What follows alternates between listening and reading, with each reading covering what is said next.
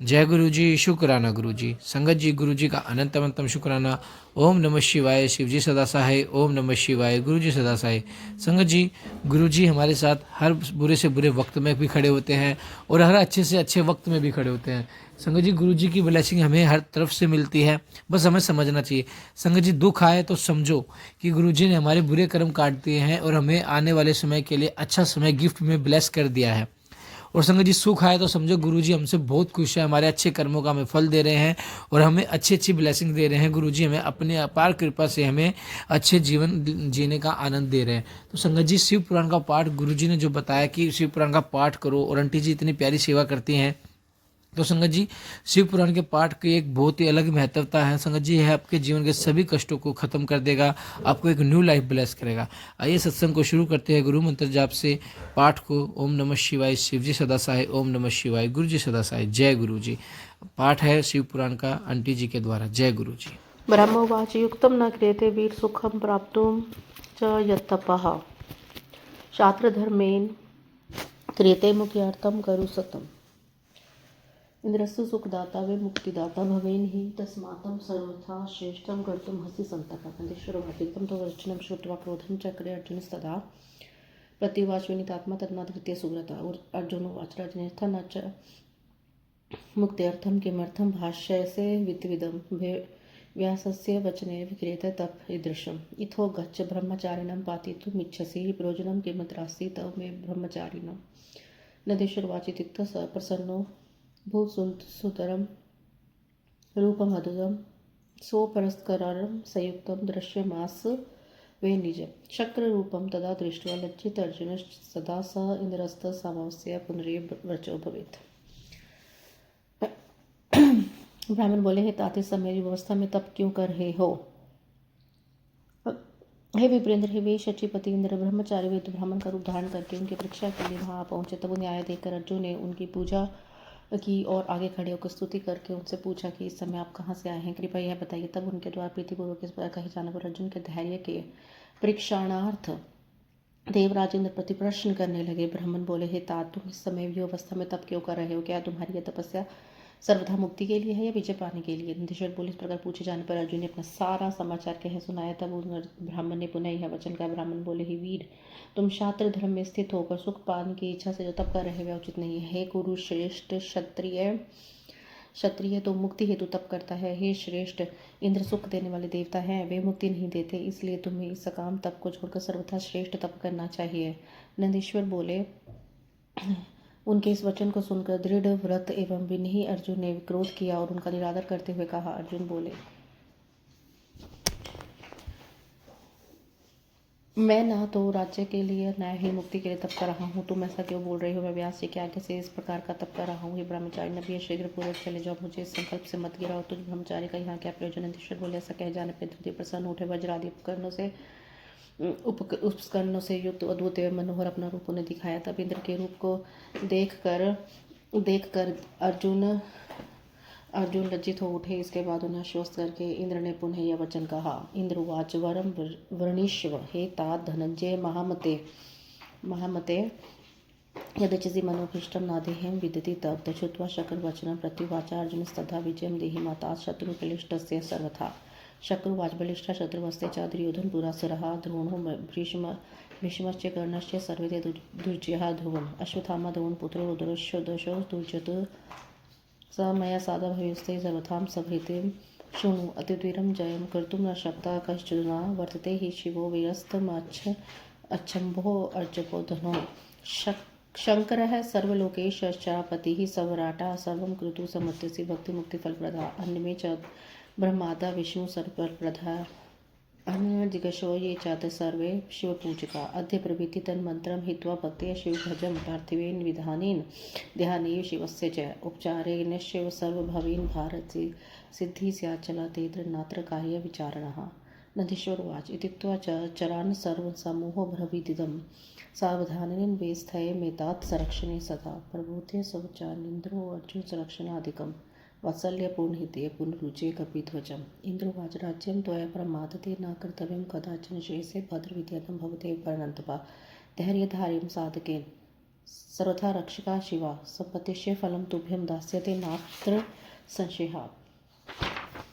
इंद्र बोले, हे तात, हे धनंजय, हे महामते, तुम्हारा जो भी अभिलषित हो वह वर मुझसे मांगो, तुम्हारे लिए मुझे कुछ दे नहीं है। तब इंद्र के वचन को सुनकर अर्जुन बोले, हे तात, हर प्रकार से शत्रुओं से पीड़ित मुझे विजय प्रदान करे। शक्र बोले, हे तात, दुर्योधन तुम्हारे शत्रु बड़े बलवान है, द्रोण भीष्म कर्ण के सब निश्चय युद्ध में दुर्जय हैं। साक्षात रुद्र का अंश द्रोण पुत्र अश्वत्थामा जो अत्यंत दुर्जय है, वे सभी भीष्म द्रोण आदि मुझसे भी असाध्य है, वो भी अपने हित की बात सुनो। हे वीर, इस अश्वत्थामा पर विजय प्राप्त करने के कोई समर्थ नहीं है, केवल शिव ही समर्थ है। इसलिए अब तुम शिव मंत्र का जप करो। सभी लोगों के स्वामी, चराचर पति, सम्राट, भोग और मोक्ष प्रदान करने वाले शंकर सब कुछ कर देने में समर्थ हैं। ब्रह्मा आदि देव श्रेष्ठ सबको वर देने वाले विष्णु, महेश्वर, इंद्र, अन्य देवगणात, विजय की अभिलाषा करने वाले दूसरे लोग, ये सभी शिव की उपासना करते हैं। हे भारतदास, इस मंत्र का जप छोड़कर पार्थिव विधान से नानाविध उपचारों के द्वारा तन्मय होकर भक्ति भाव से शिव की आराधना करो। इस प्रकार पार्थिव वचन द्वारा, ध्यान के द्वारा तुमको अचल सिद्धि इसी समय प्राप्त होगी, इसमें संदेह ना करो। नंदीश्वर बोले, ऐसा कहकर इंद्र ने सभी सेवकों को बुलाकर कहा कि तुम लोग सावधान होकर रक्षा के लिए सदा यहाँ रहो। इसके बाद इंद्र ने अपने अनुचरों को अर्जुन की रक्षा आदि का आदेश देकर वात्सल्यपूर्ण अर्जुन से पुनः कहा। इंद्र बोले, हे परंतप, हे भद्र, तुम कभी प्रमाद पूर्वक राज्य मत करना, यह विद्या तुम्हारे कल्याण के लिए होगी। साधक को सदा धैर्य धारण करना चाहिए। रक्षक तो शिव जी ही है, वे तुमको संपत्तियों के फल मोक्ष प्रदान करेंगे, इसमें संदेह नहीं। नदेश्वर वाचित दत्तवरम तस्य भारतस्य सुरेश्वरा समरच्छे पदाभोजम जगाम भवनम स्वकम। अर्जुनोपि महावीरा सुपर्ण में सुरेश्वरम तपस्तभि से आत्मा शिव मुदेश्य तदातम। नंदीश्वर बोले, इस प्रकार अर्जुन को वरदान देकर शिवजी के चरण कमलों का स्मरण करते हुए भवन को चले गए। पराक्रमी अर्जुन भी सुरेश्वर को प्रणाम कर संचित होकर शिवजी को उद्देश्य करके उसी प्रकार का तप करने लगे। इति श्री श्रीमती महापुराणे तृतीयम शत्रु संहिताम किरात अवतार वर्णन प्रसंगे अर्जुन उपोह वर्णनम नामनिष्ठा त्रिंशोध्याय। इस प्रकार श्री शिव महापुराण के अंतर्गत तृतीय शत्रुद्र संहिता में किरात अवतार वर्णन प्रसंग में अर्जुन का तप वर्णन नामक 38वां अध्याय पूर्ण हुआ। जय गुरु जी, शुक्राना गुरु जी। अथ कौन 39वां 39वां अध्याय मूक नामक दैत्य के वध का वर्णन। नंदीश्वर उवाच, स्नानं सविधिवत कृत्वा न्यासाधि विधिवत तथा ध्यानं शिवस्य सदक्ता व्यासोक्तं यथा करोत्। एकपादतलैर् नैव तिष्ठन् मुनिवरो यथा सूर्यदृष्टिं निबध्येकां मन्त्रमावर्तेन स्थिता तपस्वेति सम्प्रीत्या संस्मरन् मनसा शिवं पंचाक्षरं मनुं शम्भोपर्जन सर्वोत्तमोत्तमम्। तपस्तेज एवासी तथा देवा विस्मस्यो पश्यनेव शिवं याता प्रत्युच्युस्ते समाहिता। देवाऊचु नारायणघेन सर्वेश तदर्थे तपा अहितं यदच्छति नरः सोऽहं किन्नं यच्छति तत्प्रभो।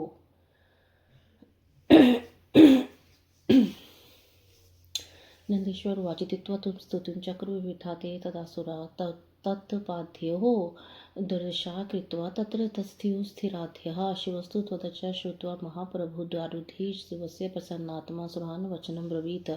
शिव उवाच, तव स्थानं गच्छदसुराः सर्वे सत्यं न संशयः सर्वथां करिष्यामि कार्यं नात्र संशयः। नंदीश्वर उवाच, श्रुत्वा शम्भुवचनं निश्चयं परं गताः प्रवृत्ते गते सर्वं स्वस्थानं ते हि निर्जराः। तदनन्तरे दैत्यो मूकनामागस्ततः स्वक्रं रूपमस्थाय प्रेषितस्य दुरात्मनः दुर्योधने विपेन्द्रमायिना अर्जुनं तदा यत्र अर्जुनः स्थिताश्चितेन मार्गेण वेग तथा शृङ्गाणि पर्वतस्य चिच्छिन्दवृक्षाननेकशः शब्दं च विविधं कुर्वन्ति वेगेन सयुता। अर्जुनोऽपि च मन्त्रं दृष्ट्वा मुखनामसुरं तदा स्मृत्वा शिवपदाम्बुजं विचारे तत्परोऽभवत्।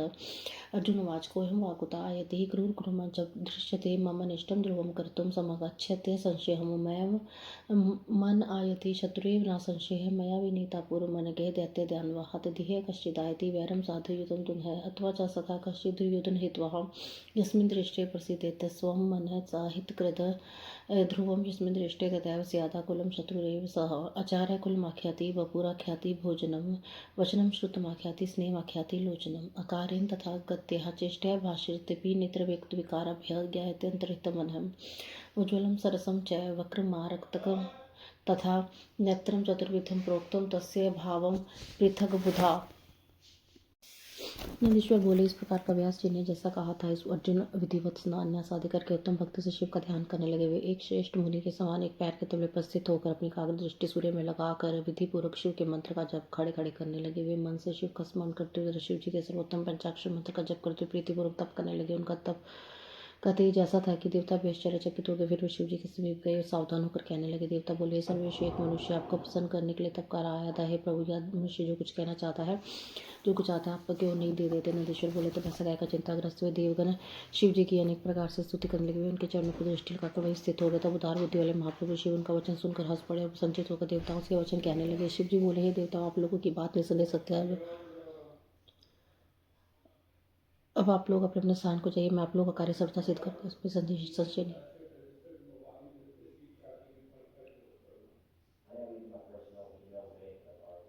संशय नहीं है। नंदीश्वर बोले, शिव शिव जी का वचन सुनकर देवताओं के पूर्ण विश्वास हो गया। वहां से लौटकर अपने स्थान को चल गए। वे वीरेंद्र, इसी बीच दुर्वात्मा माया माई दुर्योधन के बीच अर्जुन के प्रति भेजा हुआ एक मूग नामक दैत्य शुक्र का रूप धारण करके वहां आया। जहां अर्जुन स्थित थे, वहां पर्वतों के शिखरों को तोड़ता हुआ, अनेक वृक्षों को उखाड़ता हुआ तथा विविध प्रकार के शब्द करता बड़े वेग से उसी मार्ग से जा रहा था। उसी समय अर्जुन भी एक मूग दैत्य को देखकर शिव के चरण कमलों का स्मरण करके अपने मन में विचार करने लगे। अर्जुन बोले, यह कौन है, कहाँ से आ रहा है? यह तो बड़ा क्रूर दिखाई देता है। निश्चय ही मेरा अनिष्ट करने के लिए मेरी ओर आ रहा है। मेरे मन में यह आ रहा है कि शत्रु है, जो संदेह नहीं है।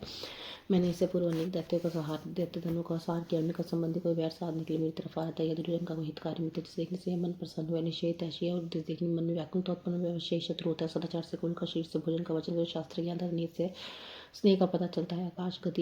आकार गति चेष्टा संभाषण तथा नेत्र मुख विकार से मनुष्य के अंतःकरण की बात ज्ञात हो जाती है। उज्ज्वल, सरस, टेढ़ा और लाल, ये 4 प्रकार के नेत्र कहे गए हैं। विद्वानों ने उनका पृथक पृथक भाव बताया है। उज्ज्वलम मित्र संयोगे, सरसम पुत्रदर्शने, वक्रम च कामनी योगे, रक्तम शत्रुदर्शने, अस्मिमं तु सर्वाणि कुलुषानि इंद्राणि च अयम शत्रु वेदव मारणीयो न संशय। गुरुश्च वचनम हेते वर्तते दुःखदत्सत्स्वः हन्तव्य सर्वथा राजनं कार्ये विचारणाय तदर्थं त्वयधुनि मम चैव न संशयः विचर्यति च तत्रैव बाणं संस्थाय संस्थितः। स्मिरन्ते तत्र रक्षार्थम् अर्जुनस्य व्यथदग्धस्य परीक्षार्थं शङ्करो भक्तवत्सलः विदग्धबेलरूपं हि गणः साधर महादूतं तस्य दैत्यस्य नाशार्थं द्रुतं कृत्वा समागतः। बद्धकच्छवल्लीभिर्द्वहा केशान् हस्तदा शरीरे श्वेताकाश धनुवान्यते स्वयं बाणनायं तु नाकं पृष्ठे दत्त्वा वेश जगामि गणस्य च जातो बिलराजो भविष्यवा। शब्दांशविदं कृत्वा निहो वाहिनी पतिः शुक्रस्य संसारात् शब्दास्पदिशदशा वनचरेण शब्देन व्याकुलाश्चर्यस्तथा पर्वतादश्च ते शब्दस्ते सर्वे व्याकुलस्तथा। अहो किनु भवते शिवकरास्ते मया चैव श्रुतं पूर्वं कृष्णेन कथितं पुनः व्यासेन कथितं चैव स्मृत्वा देवस्तथा पुनः शिव शुभकर प्रोक्ता शिवा सुखकरस्तथा। मुक्तिदृश्य स्वयं प्रोक्तो मुक्तिदानं संशयः तस्मान्मनः पुंसहां कल्याणं जायते ध्रुवं। भजतां सर्वभैवेन दुःखं स्वनेपि न भवेत्। यदा कज्यायेत् तदा कर्म सबदेव भाविताद्वपि ज्ञेयं नूनमल्पं न संशयः। प्रारब्धः स्यात् न वा दोषो नूनं ज्ञेयो विशेषतः। अथवा बहुचाल्पं हि भोग्यं निस्तीर्य शङ्करः कदाचित् तस्य दूरी पुण्यः संशयः। विषं चैवमृत कुर्यादमृतविषमेव वा यदिच्छति करोत्येव समृते किनिषिध्यते। इत्थं विचार्यमाणेऽपि भक्तरन्यपराधनाः भावदृश्य सदा भक्तिर्हनि मनस्थिरम्। लक्ष्मीं गच्छेत्वतिः इष्टमेन मरणं निकटे पुरं निन्दां वात प्रकृतं स्तुतिवदुःशक्ष्यम्। जायते पुण्य पापाभ्यं शङ्करः सुखदं सदा कादेच परीक्षार्थं दुःखं यच्छति वै शिवा। अन्ते च सुखप्रोक्तोः दयालुत्वान्न संशयः। यथा चैव सुवर्ण च शोधितं शुद्धतां वज्रेत् एव च मया पूर्वं श्रुतं मुनिमुखस्ततः अतीतो च जनेव लप्स्यहं सुखमुत्तमम्। इत्येवं तु विचारं स करोति यावदेव हि तव च सुखप्राप्तो बाणसमोचनाविधिः। शिवोऽपि पृष्ठतो लगो हयात् शुक्रस्य हि तयोः मध्ये तथा स्वयं दृश्यते शङ्मृतं। तस्य प्रोक्तं च महात्म्यं शिव शीघ्रतं गतः अर्जुनस्य च रक्षार्थं शङ्करो भक्तवत्सलः। मित्र के मिलने पर उज्ज्वल, पुत्र को देखने पर सरस, स्त्री के मिलने पर वक्रतुंड, शत्रु को देखने पर नेत्र लाल हो जाते हैं, किंतु उसे देखने पर मेरी सारी इंद्रियां कलुषित हो गई। अतः अवश्य मेरा शत्रु इसका वध कर देना चाहिए, इसमें संदेह नहीं है। मेरा गुरु का यह कथन है, राजन तुम दुख देने का सर्वथा वध कर देना, इसमें विचार नहीं करना चाहिए निसंदेह। इसलिए तो ये युद्ध भी है। इस प्रकार विचार कर अर्जुन धनुष पर बाण चढ़ा।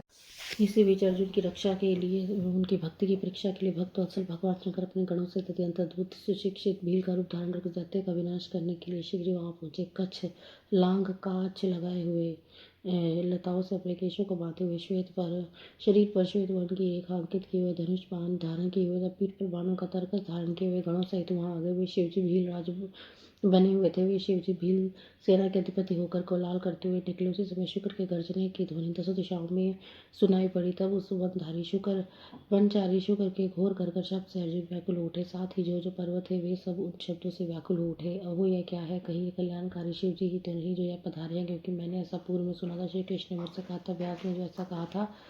देवगणों ने भी स्मरण कर यही बात कही। शिव जी भी सब प्रकार का मंगल करने वाले, सुख देने वाले हैं। वे मुक्ति के कारण मुक्तिदाता है, इसमें संदेह नहीं है। उनके नाम स्मरण मात्र से निश्चित रूप से मनुष्य का कल्याण होता है। सब प्रकार से भजन करने वालों को स्वप्न में भी दुख नहीं होता। यदि कोई होता तो कर्म जन्य समझना चाहिए। शिव जी के अनुग्रह से प्रबल होनहार भी अवश्य कम हो जाता है, ऐसा जानना चाहिए, इसमें संदेह नहीं है। अथवा विशेष रूप से प्रारब्ध का दोष समझना चाहिए। जो शिव जी स्वयं अपनी इच्छा से कभी बहुत तथा कभी कम भोग को भुगत कर उस दुर्भाग्य का निवारण करते, इसमें संशय नहीं है।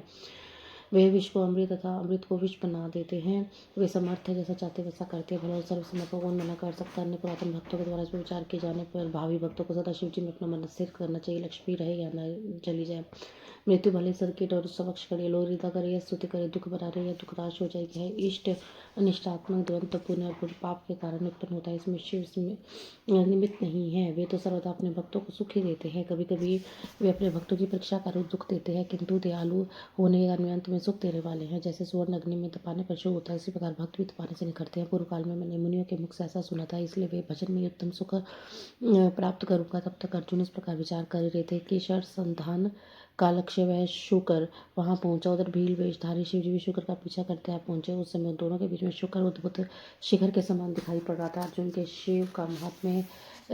ने शिव का महात्म्य गाथा, इसलिए भक्तवत्सल शिव उनकी रक्षा के लिए वहां पहुंच गए।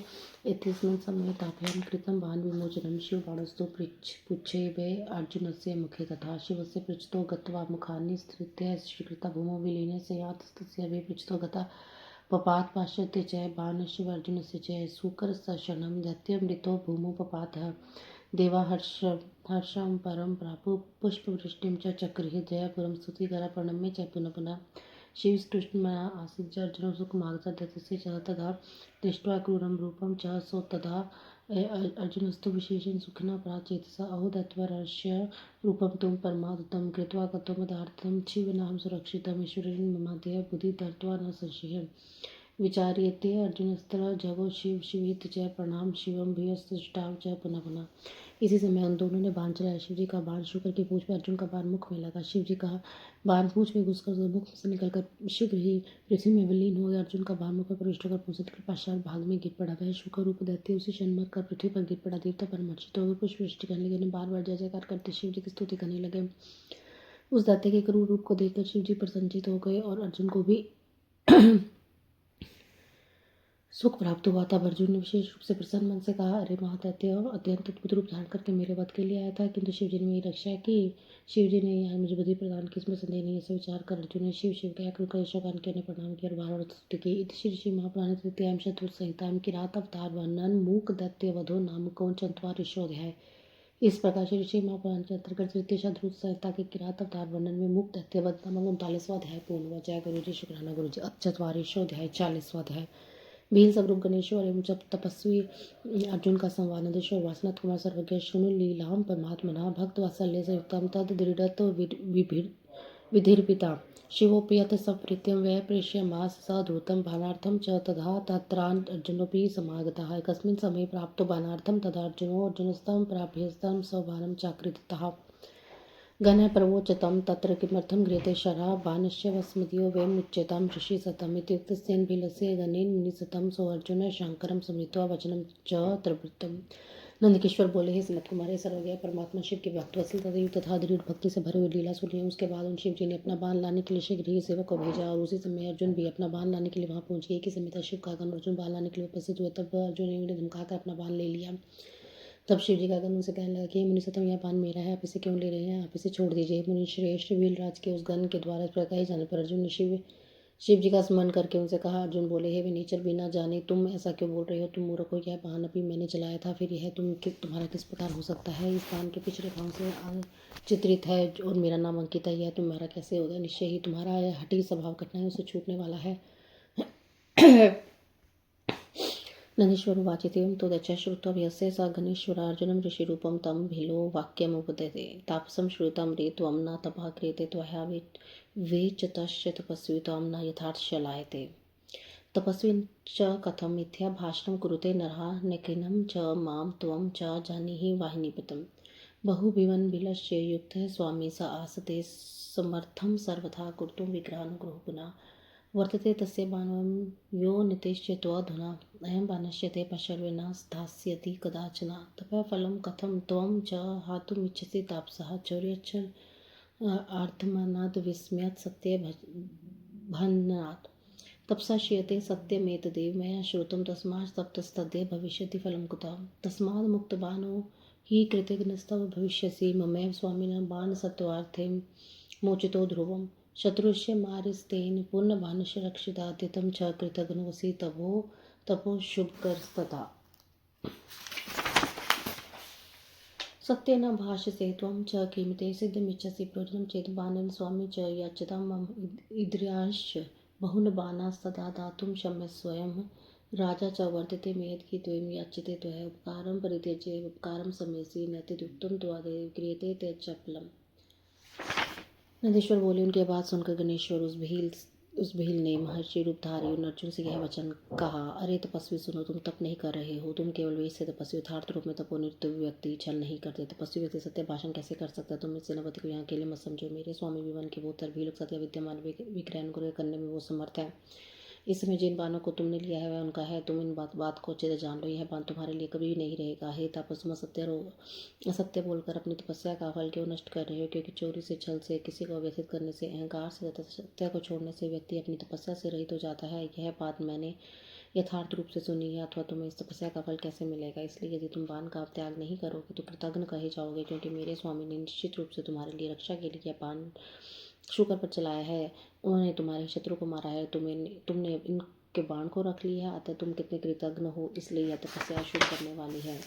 जब तुम तपस्या में निरत हो, सत्य भाषण नहीं कर रहे हो, तब तुम इस तप से सिद्धि की अपेक्षा कैसे कर सकते हो? यदि तुम्हें बाण की आवश्यकता हो तो मेरे स्वामी से मांग लो। वो ऐसे बहुत से बाण देने में समर्थ है। वे हमारे राजा है, फिर उनसे क्यों नहीं मांग लेते? तुम्हें तो उनका अपकार मानना चाहिए। उल्टे अपकार कर रहे हो। इसी समय तुम्हारा ऐसा व्यवचित प्रतीत नहीं होता। तुम इस चपलता का त्याग कर दो।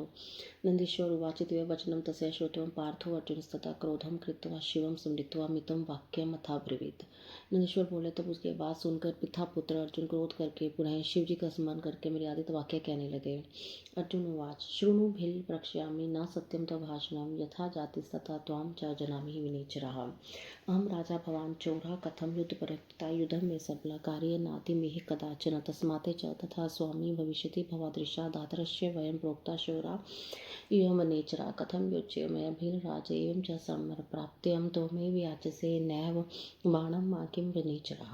तदामि ते बाणं सन्ति मे भवो ध्रुवं राजा च ग्रहणं च न दास्यति तथा भवेत् किं पुनश्च बाणप्रिया इच्छामि वनेचर यदि मे च श्रीकर्षा स्यात् कथं नागमित अधुना यथा गच्छतु ते भर्ता किमर्थं भाषते अधुना अगत्य च मया सार्धं जित्वा युधे च मां पुनः नीत्वा बाणमिं भिल्ल स्वामी ते वाहिनीपति निजाल्यं सुखं यातु विलम्बं क्रियते कथम्। नंदेश्वर उवाच महेश्वर कृपा प्राप्त सद्बल अर्जुनस्य हि इत्येतद्वचनं श्रुत्वा भिलो वाक्यमथाब्रवीत्।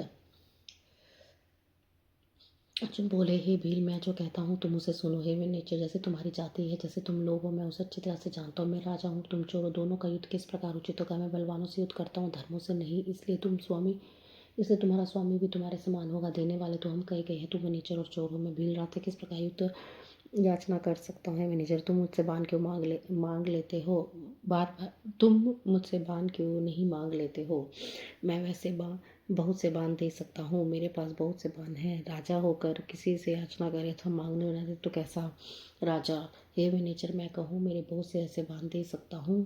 यदि तुम्हारे स्वामी को मेरे बाणों की अपेक्षा है तो वह आकर मुझसे क्यों नहीं मांगता। तुम्हारा स्वामी यहाँ आए वहाँ से क्यों बकवास कर रहा है। यहाँ आकर मेरे साथ युद्ध करे, मुझे पराजित करके तुम्हारा सेनापति भीलराज इस बाण को युद्ध में इस बाण को सुखपूर्वक अपने घर ले जाए।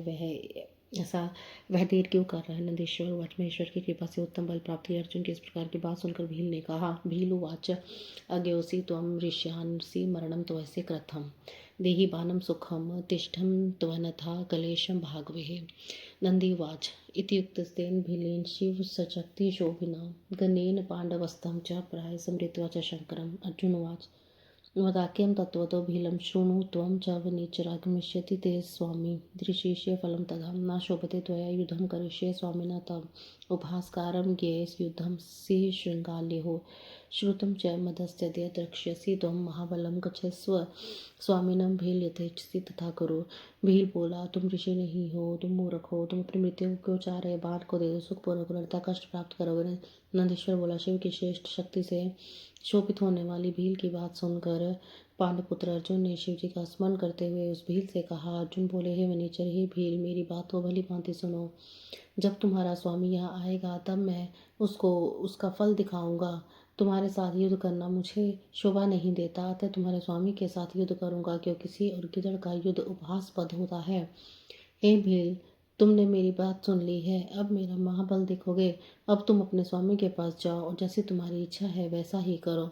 नंदीश्वर वाचित सुगत तत्र भीलय पार्थिन वे मुनिष्य अवतारो यत्रास्ते किरातोः वाहिनीपति अथ अर्जुनस्य वचनं भीलनाथाय विस्तरात् सर्वनिवेद्यमास्तस्मै भीलपरात्मने स कृतेश्वरः श्रुत्वा तुदशो हर्षमागता जगाम स्वसैन्येन शङ्करो भील रूपधृकम्। अर्जुनस्तदा सेनां किरातस्य च पाण्डवाः दृष्ट्वा कृत्वा संश्रयं धनुसम्मुख आयो अथो किरातस्य पुनः पृश्यमास्तं चरं तन्मुखेन जगो वाक्यं भारतीय महात्मने। किरातुवाच पश्य सैन्यं तपस्विस्तवं बाणं वज्रधुना मरणं स्वल्पकार्यत् कथमिच्छसि सम्प्राप्तं भरातस्तवं दुःखार्ता कलत्रं च ततः परं पृथ्वीमस्तेद्यः यास्तीति मतिमहं। नंदीश्वर वाचित्युक्तं परमेशन पार्थ दाढ्य परीक्ष्यः सर्वथा अर्जुन रक्षार्थं धृतरूपेण शंभुना।